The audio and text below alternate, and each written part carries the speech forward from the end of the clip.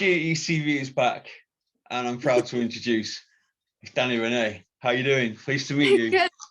How are you? Are you well? Awesome. Nice to have you on the platform.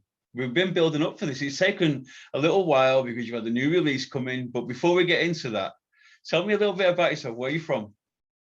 I'm from Dallas, Texas, actually. And in your early years, I do believe from doing a bit of research, you was more with the drama side of things before you went into actual music. Am I right? I couldn't hear you. I'm sorry. Before the music came along, you was more into performing arts and drama, that sort of thing, the theatre. Yeah, I got my degree in musical theater. So I used to, before I started recording, I was purely like live theater, doing lots of musicals. Sometimes I would do stage plays, but musicals were more my jam, my interest. Can you give me a little bit more background on that? What kind of musicals was you doing? Yeah, so I started in high school, was when I did my first musical ever. I did Annie. I was one of the little orphans, the one that puts the rat in the mean old Miss Hannigan's face. So I've done Annie. I played Sandy in Grease. I did cool role. Horrors. Yeah, Sandy was in my Grease. role ever. One of my favorite films, actually. I love it. And then I've also done Shrek the musical. I've done quite a few, but those are like the highlights, my favorite ones. What was the catalyst then for the move into music itself? What was the driving force behind that? Well, so I did theater for almost a decade. Not quite, but sorry, my dog is playing. That's okay. This background. But around 2019, I started getting kind of like burnout with theater, and I was noticing a lot of lack of diversity, both with like skin color and body type and all sorts of things. And, you know, I don't want to throw anyone under the bus, but there's a lot of issues up here with like being cast on looks versus talent. And I didn't really like that. I didn't want to be a part of that anymore. So I was like kind of at the end of my rope and disappointed, especially when I had a director pretty much tell me that I should be heard and not seen. Yeah. Wow. That was like, I was like, wow, that cut me a little deep, but I was like, I'm not. I expect so. Yeah, I was like, I'm kind of, at that point, I was like, I'm done with the being boxed in theater. I don't like being limited. So I kind of want to find my own lane and find a way to do my own thing. And so I've always wanted to record music.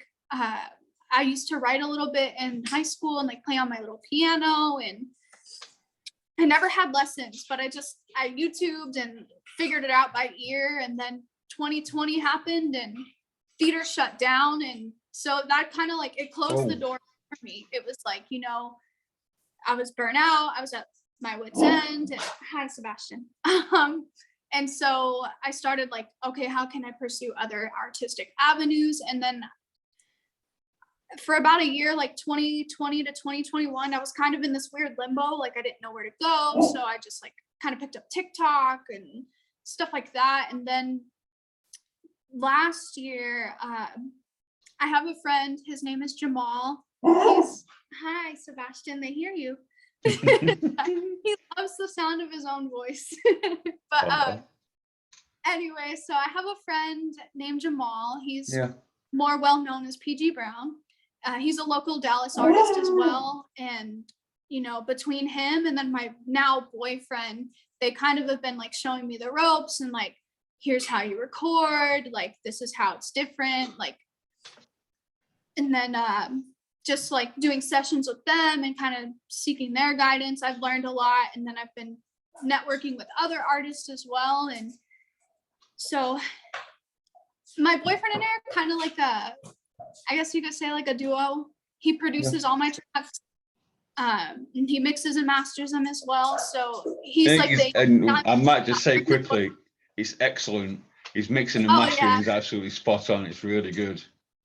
Yeah, he's incredible. Like I've seen him, he does this service for different artists all over the world with custom beats. And, he can knock out a beat and like create your vision in like an hour. And Wow. love it. And it like, we work together so well, and, we feed off each other's energy, and he'll be like, oh, what if you add this? Or what if you add that? And I'm like, all right, let's do that. And then we'll get to a different part. And I'm like, wait, let me harmonize that. Wait, let me stack that. So he's been a major part in like me learning like this process. And then, last year, a week before Christmas, he produced a song for me. It was What Could I Want for Christmas When I've Got You?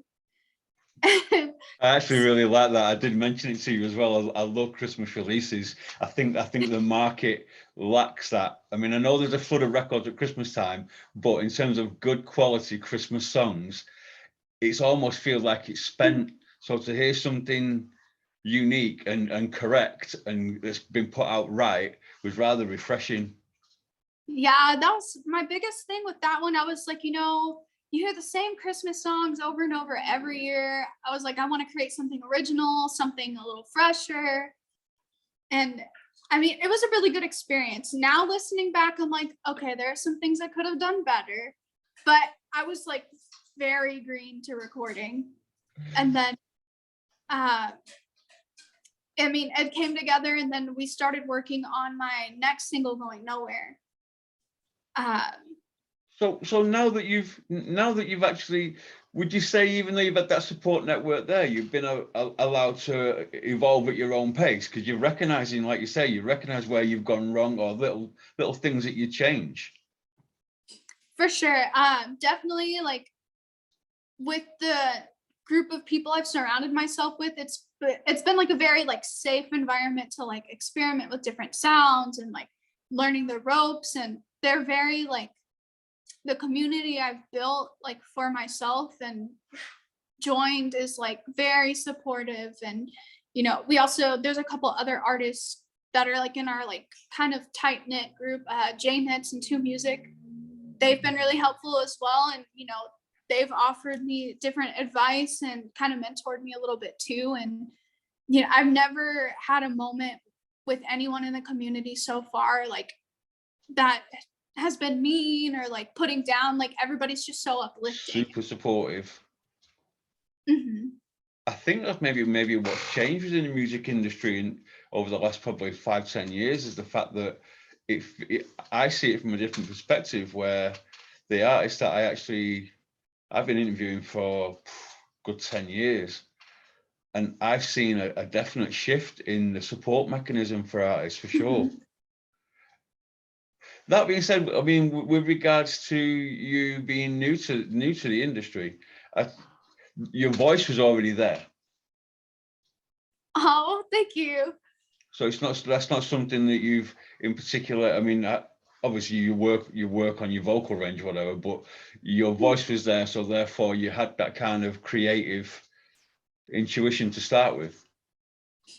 Yeah, it's definitely, I did choir for a lot of years. I started when I was 11. I've never actually, well, I won't say never. I did for a very, very short period, like a couple months. But other than that, I've not really had a lot of voice lessons. I just like, and every time I was in choir class, I was just absorbing everything I could, especially like I loved all the harmonies and, the way things blend. And the biggest learning curve with recording, though, it is so different than singing live. So Really? different. You have to manipulate your voice so much differently, because musical theater, it's very like belty, in your face, lots of vibrato, very bright sound, but that doesn't always translate very well when you're recording, especially like, I know this is gonna be like it might be a hot stove topic for some people, but especially with auto-tune. Yep.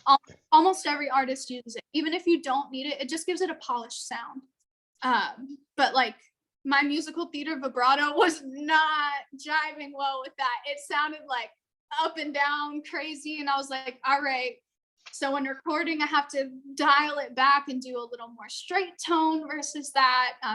Sometimes I have to watch like my placement and my tone. Like there's just a lot more that goes into it, which I'm such a nerd for like all right, where do I place this? So how do I like, all right, what if I try it in mixed voice, or what if I try it in, head voice instead? How is that going to sound in the, especially with different effects and stuff? Excellent. I It's love that kind of nerdy stuff. It's excellent. Has it been a steep learning curve going into the studio and figuring all this out? kind of in the middle. I mean, like harmony wise and like creating different layers, that's come pretty easy for me just because I'm a sucker for harmonies. I don't know how I don't drive my boyfriend crazy when we're recording. Hey, I harmonize that. Oh wait, it needs another layer. I gotta stack that. And then we'll be like 5 harmonies deep. And he's like, I think that's enough. And I'm like, wait, hold on, one more. I promise. It's just gonna round it all out. Or like, I love like backgrounds. Like this next song I'm dropping, it's called Put It Down on Me. There's a lot of little details in there, and I'm really excited for that. But I mean, so harmonically and like stacking wise, that's been a pretty easy like curve. It's the hardest part really has just been like, all right, how do I manipulate my voice differently? But more than that is social media presence. I'm So especially, important. yeah, I'm not gonna lie, Instagram, my least favorite, but I'm getting better. I'm learning, I'm figuring it out. But like, I love TikTok. I'm like, the content I like to make fits more on there. Yeah. But Instagram is so hard. It's like you just have to find that certain niche. And like there's so many different like tips and tricks on how to trigger the algorithm or get on the explore page. And I'm like, all right, I'm just gonna be observing and I'm gonna take my little notes and we're gonna figure it out. But that's honestly been the hardest part, is like learning how to promote myself properly. And like I didn't realize before I started all this, like how much material really goes into it. Like, especially for promo, like you can't just post the same album cover over and over, because then it creates like ad blindness. Everyone's just going to keep scrolling. Yeah. So you have to find different ways to like, all right, here's my song. You should like go listen to it, but without explicitly saying that, or like, getting engagement is a little hard sometimes. Yeah, Because it is. I mean, even on I think it was my last song actually, Going Nowhere, I made a post and I was like, what's your favorite part of the song? And nobody answered it except my boyfriend. It's quite demoralizing, isn't it, that? It's quite demoralizing, isn't it? A little. I'm like, oh dang, like I really put all this work into it and everybody just scrolled. So I'm like, all right, I'm not gonna let it get to me. I'm gonna figure out what I did wrong and how I can change for next time to see how to better get engagement, I guess. Like social media has definitely been the hardest part though, especially like I just quit my corporate job back in February. And so I'm like, all right, now I can be more fully invested in music, but I still got to go out and I got to make sure my bills are paid. So it's like finding that new balance has been a challenge. So like TikTok, I've been pretty absent. Hi, Sebastian. For the past like month, but it's a learning curve, but we're getting there. I'm starting to like figure it out, how to work things around. Have you begun to step out into making videos yet to go alongside your music? How did I step out into what? Into video work. I haven't really done a lot of video work yet, outside of like I make TikToks, but we are in the talks of possibly either doing. Sorry, I like choked on air. Oh, sorry. You okay? We're talking about possibly doing a music video for Going Nowhere, and we might make a music video for Put It Down on Me, which is my next single I'm dropping. Yeah. Next. I think they both lend themselves very well to a video. Sorry? I think that both tracks lend themselves very well to actually having a video. I mean, they're so it's very broad based to where you could go with a video with each track. Have you storyboarded at all? Have you started to actually put something together? Yeah, a little bit. So for Going Nowhere, I would really love to like, so I I moved around quite a bit growing up, but for most of my life, like aside from Dallas now, I grew up in Huntsville. And there's a lot of like dirt roads and stuff out there. I just picture like walking on this dirt road that looks like it's literally going nowhere. I think that would be so cool, like symbolically. Um, I did my photo shoot for Going Nowhere with the album cover and promo in a little bug. It was like a colored bug with like a brown drop top. So I don't know if I'd be able to find that again. My best friend actually had been renting it. Oh, Because she lives in Houston and she came all the way to Dallas to come visit. And she was like, I'm renting a car and it's gonna be really cute and we should do something with it. And then that we did that photo shoot. And then I was like, oh my God, that'd be perfect for the song I'm writing. So it just kind of worked out. I would love to have that like a similar car in the video, like maybe, you know, driving down the road and it breaks down and I start walking or something, but I don't know if I could find the car again. what's actually been your inspiration? What have you drawn upon? Personal experience? For that song? For both, really. Well, so for Going Nowhere, I actually not to be like sad, but growing up I had been sexually assaulted multiple times, like as a child, as a teenager, and it happened again as an adult. So Oh, I'm so sorry to hear that. it's okay. That and like that song, like I wrote it as kind of like that was my healing process. Like I've been in therapy for a few years now, and you know, I already knew, but even my therapist, she's like, you know, like I really think music is like the thing that really helps you the most and helps you process. So I took that and, you know, I kind of ran with it. And that recording session, honestly, it was so cathartic. It was like I was releasing all those things that happened to me, but using my platform to, if anyone else has gone through something similar or, you know, even if they relate to the song in a different way, if it's a toxic relationship or they're depressed or, you know, whatever, like it was my way of letting that go for myself, but also using that to like, hey, like I can help other people too. And some of the feedback I've received from that song has been so incredible. And it's like, it almost makes me tear up because it's so like, it just touches my heart that it's helped so many people already. And I'm like, I can't wait to see how far that can go.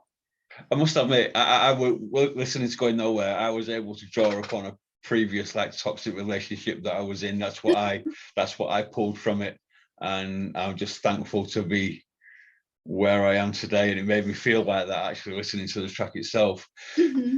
Music is obviously visceral to you.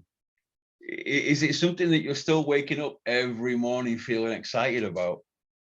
Oh yeah, for sure. I mean, I'm not gonna lie, there are times when it's like frustrating because I'll come up with a melody and then I'm like, I can't put any words to this, or vice versa. I'll come up with some words and I'm like, how do I put the melody to this? So I keep track of like all my little ideas in like notes or voice notes in my phone, and I can always revisit them later. Like even Going Nowhere, that was one at one point. I just came up with a couple lines and I was like, I don't know really where to go with this, but I'll tuck it away for now and I can always come back to it later. And I did, and it turned into that. And you know, I was very thankful that I had that recording experience with my boyfriend because it was something really hard for me, and he was very supportive. And you know, anytime he was like, do you need a minute, we can take a minute, or like sing this part, like you're really talking to that person. And it just invoked like the emotion that was needed in that recording. But I mean, my best song ideas, I feel like I always come up with them in the car or in the shower. They just like pop in. And I'm like, I don't have anywhere to write this down right now, so I have to like in the shower I'll just sing it over and over so I don't forget it. I'm like, don't forget it, don't forget it, don't forget it, because I have CPTSD, and like my biggest struggle part with that is my memory. So I'm like, Oh. all right, I just got to keep repeating it and I'm going to remember it. And then when I get out, I just pull that phone out and I do a little voice note, or that's what I do in my car. Yeah. And then that allows me to come back to it later. Or when I'm falling asleep, I'm like, this come another on. one. Yeah, that's the worst one actually, because it wakes you up again, doesn't it? Really, I struggle because I do, although it's a complete different process. I all of a sudden think of a question that I should maybe ask, or a topic that needs, like, mental health issues, that we'll touch on in a minute. That sort of thing, where I sit up and think, right, I've got to do that, and then once I'm switched on again, I don't really turn off again. Have you found yourself then? Do you now consider yourself? Have you arrived as regard to a singer-songwriter?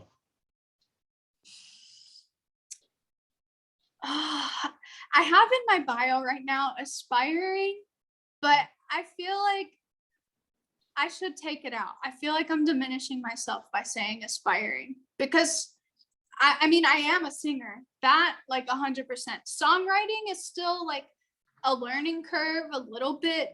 Luckily, my boyfriend, he's a producer. He has a really good ear, and I'll be like, I want to do a harmony, but I'm not sure if I should do it here or here. Which do you think would be better? And we kind of like spitball off of each other. But so definitely singer-songwriter. I feel like I have a little room to grow. I mean, it's never ending. Of course. There's always growth, which is what excites me. But I feel like we're almost there. We're almost there. What music yourself are you listening to? Oh, okay. First, I have You strike me. I'm gonna go out there on a limb. I think you listen to country as well, don't you? That's the one genre I don't like. Really? That surprises me. You kind of got that melody in your voice as well, that you could pick that up. One of my close friends in California, he said he got slight country vibes from the song, and I was like, ah. Yeah, for sure. I definitely got that from that. Yeah. And no, country is the one I don't listen to any. And I know I have a slight one because I've grown up here, but I don't like the Southern thick accents. I just feel like it takes away a lot. And I mean, I know it's stylistic, but I don't know. It makes me cringe because I've grown up with all the Southern accents, and I'm like, I don't really want to sound like that. But no offense to like country artists, they're doing their thing, and I can appreciate it for what it is, but I don't go out of my way to listen to it. My number one is Ariana Grande. I love her to death. She dropped a beauty line. I'm wearing her eyeshadow right now. Shout out REM Beauty. But the eye makeup's top. Thank you. But Ariana Grande, I love her. She's very close to my heart. Fantastic vocal technique. She has so many hidden layers of harmonies, and I'm a sucker for harmonies. So just that alone, and she's just, her voice, like, she's such a powerhouse. And honestly, I love covering her songs more than anyone else's, because I feel like I got to put the work in, and I love that. I love the challenge. Without pigeonholing her quickly, what I love about Ariana Grande is, and I'm from Manchester. Aww. So you obviously, straight away, we all know what happened there. So she is a day. She's loved within my city. She's absolutely adored. I had such mad respect for her when she went back. Mad respect. I'll hold my hands up. When she went on stage for the actual benefit concert, that actually broke me. That I was actually in tears a little bit, I've got to be honest. And when Coldplay sang "Fix Me," that got me as well. That kind of threw me as well. She came out on stage, and I was just like, that was just too much for me. That, because it was obviously a tremendously difficult time for the city, and my nephew had classmates that were killed, so it was a tremendously difficult time. So I respect the fact that Ariana Grande is an inspiration. So thank you for that. I'm sorry for cutting across you. No, you're fine. I look up to her so much, like, not just as an artist, but as a person too. Like, I think she just has such a good heart, and I love that. And it's like, I wish there were more role models like that, but I'm thankful we have her. Yeah. She's been through a lot considering how young she is. Yeah, I'm like, especially because I know, so she's been very like vocal about the fact that after that she had really bad PTSD and she had a hard time healing, and like, because I mean it comes with all that grief of like, this is my fault kind of thing. Yeah. Even though like it wasn't, it's the bad people's fault. But I'm like, I have major kudos to her for going back, because I've been robbed at gunpoint. That happened 3 years ago here in Dallas. And I literally, like, I can't imagine going back there. I can't imagine going back to that place. Like, so I have to, mad props to her. Especially I'm actually, I'll say caliber. I'll say it quietly, like my girlfriend's from California, but she's actually Texan. She's at her family's, hopefully when she's finished with the job she's in now, we'll move to Pearman in Houston. Oh, that's cool. Yeah, which is a really nice city. Really, it looks beautiful. Lots of park, lots of open ground and lakes. And which city did you say? It's called Pearman. Pearman? Yeah, it's in a suburb of Houston, but southern. Down in. I lived in Pearland when I was a kid for a while. That's it, Pearland. Oh, Pearland? Really? Yeah. Oh my gosh, what a small world. Yeah, so that's where, when she finishes a particular job, that's where a really nice town. Yeah, so that's where we're gonna go. We're gonna go and live. So I'm looking forward to that. In California at the minute. Hope like moving there probably the end of this year. Oh wow. A couple of years in California, then to Pearland. So I'm quite looking forward to that. That's awesome. Yeah. More world. Close friends still from there.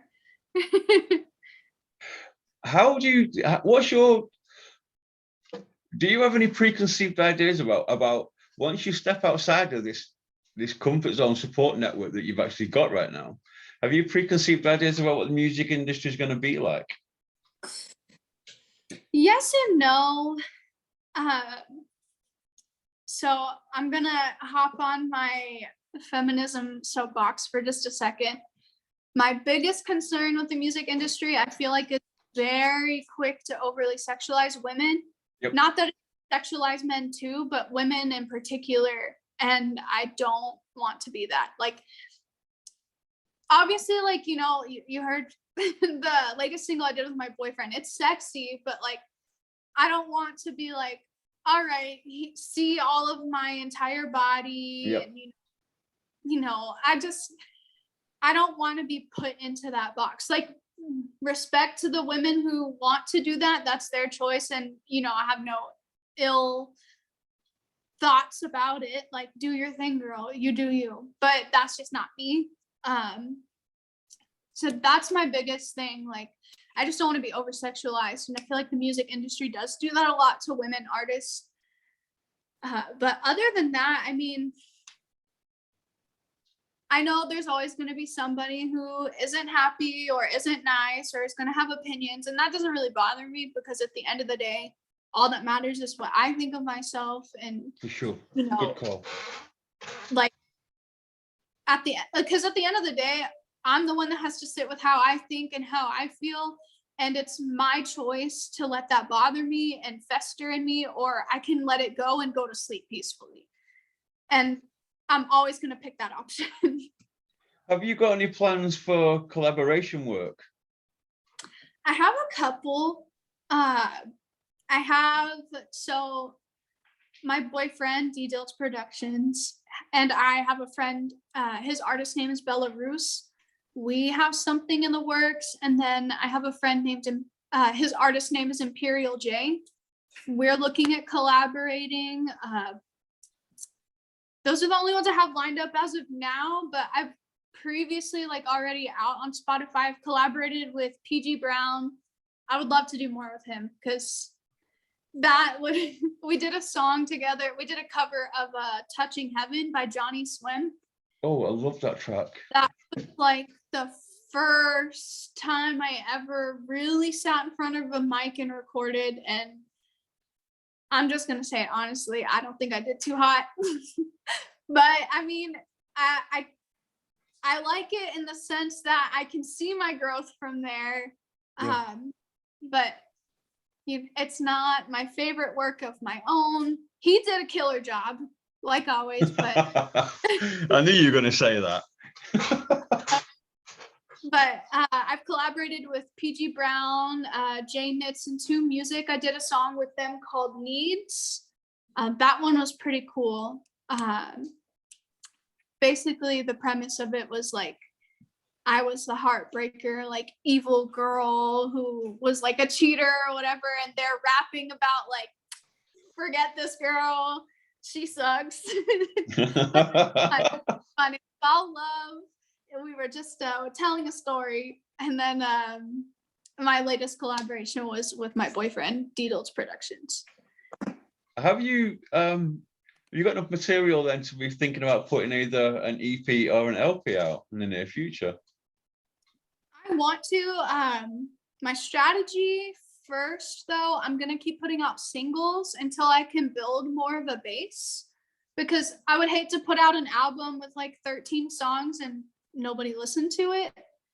But if I keep putting out singles and like building the fan base, and then I get a little like traction going, then I would love to drop an album.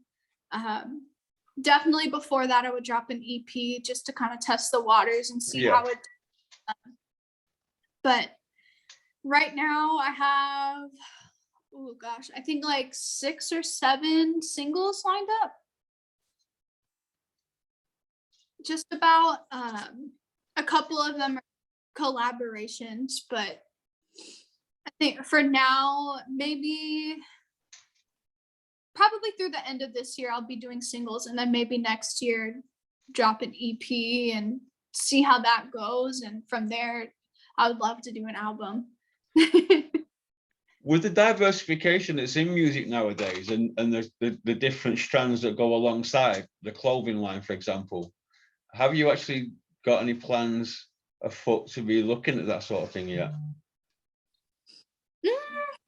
I'm not sure which route I would want to go yet, because I don't know. I feel like a lot of female celebrities, they love to go towards like makeup and perfume, and every once in a while they'll have clothing. But as of right now, I don't really have a calling to those kind of things. I would love to, like, once I have a lot of traction going and like things start to blow up, I would love to do something like maybe open up some kind of animal sanctuary or something. Oh, cool. Good move. Or like animal rescue, because I mean, I probably drove my parents insane. Growing up, I would bring in, are you okay? My dog's whining. Sorry. You need to go out? I would bring in all sorts of animals, like birds with hurt wings or rabbits with hurt legs, snakes and frogs and cats and dogs. Literally, there was one time I brought snapping turtles into the house. Like, I don't know how my parents didn't get like, okay, Danielle, that's really enough. Like my whole life, I've rescued the ones that I could or helped them out, or my granny and grandpa, my grandpa just passed away, but my granny, she still lives out like in the country in like Alvin, which is right close to Pearland. Yeah. And they had a ton of barn cats, but they were all very feral. And she used to always tell me, you're never going to catch one of those barn cats. You're never going to catch them. And every time I went over there, I would catch them. And, they'd have like goopy eyes or like, fleas or whatever. So I'm like, all right, I'm going to clean it up. I'm going to give it a bath. I'm going to take care of it. I'm going to make it better. And then I'll let it live its happy life. But like, I actually was just showing my boyfriend a picture a couple days ago of a rabbit I rescued back in high school. My friend's cat got a hold of it and broke its leg. So I was like, went for it. Like, So I mean, and all my animals, they're rescues and adopted, and that's just something I feel very passionate about. I would love to open some kind of sanctuary or a rescue, or maybe even like I thought about, because I've been through it myself, starting some kind of organization for like assault survivors, whether it be domestic or sexual assault or whatever, and it be open like all genders. I don't want to exclude, because men can be a victim of it too. I mean, we're seeing Johnny Depp and Amber Heard right now, like prime example. Like, and I feel like, so back on my feminism soapbox. No, please, no, feel free. Honestly, it's a good platform uh, for this. I enjoy this. I feel like a lot of people, it's such a double standard. They think only women can be victims of it, and you know, I feel like there's a lot more resources for women when it comes to mental health and assault and violence and stuff, but there's not as much for men, or like, you know, non-binary people, or, you know, whatever. So I would love to create some kind of organization that's open to like everybody. I feel quite strongly about that as well. I mean, I don't mind admitting this. My ex-partner, the mother of my children, she actually went to prison for crimes that she committed against myself and my children. So when you speak about a double standard, and it happens to not just women, to men, it truly does. And it's only for the fact that I would never lay a finger on a woman that Right. you got away with it, that I would never do that to a woman. So she was able to manipulate the cause. So you're absolutely correct. I think there needs to be definitely more said and more done about it. Agreed. Because there's also like, I hate like society has created this like huge, it's like, it's a double standard, and it's almost like taboo for men to have feelings. And I'm like, well, they're literally human beings too. Like everybody in this world has feelings and emotions. And I don't feel like just because you're a man, you should have to suppress that. Like, like, I hate the phrase like, man up, don't cry, don't be a little girl.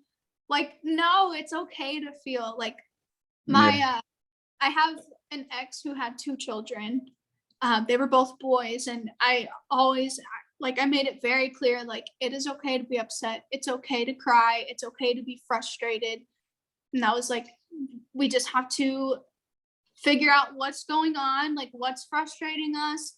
What are we feeling? Let's sort through that, and then we can seek solutions. But if you, because my biggest thing, I'm like, if you are in denial about those feelings, you can't sort through them.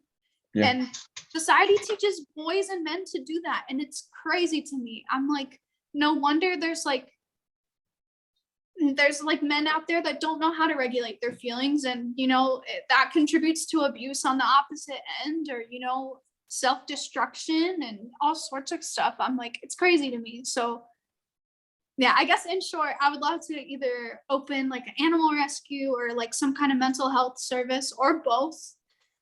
One day. I think that would be really cool, because I love, like, my great aunt has a phrase for like children and animals. She calls them the innocents. So like innocent with an S at the end instead, like, because they're like the purest souls and the purest things. And I'm like, I really would love to help animals and children especially, and like, you know, in any way that I can. Those are the innocent like beings on our earth, and they need us. And I don't know. I just feel very passionate about all that. I can feel it.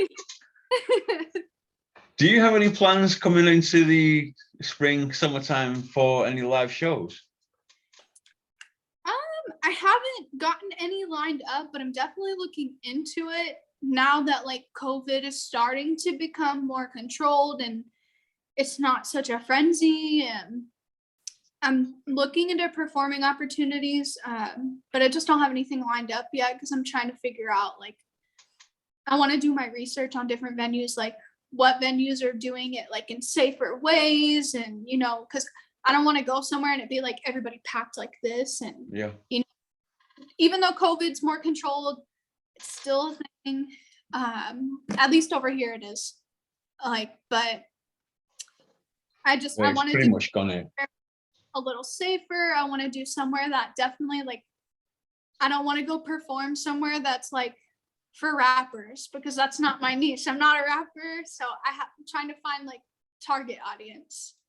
I was going to touch upon that. Do you see yourself exploring other avenues lyrically, and actual like your vocal range?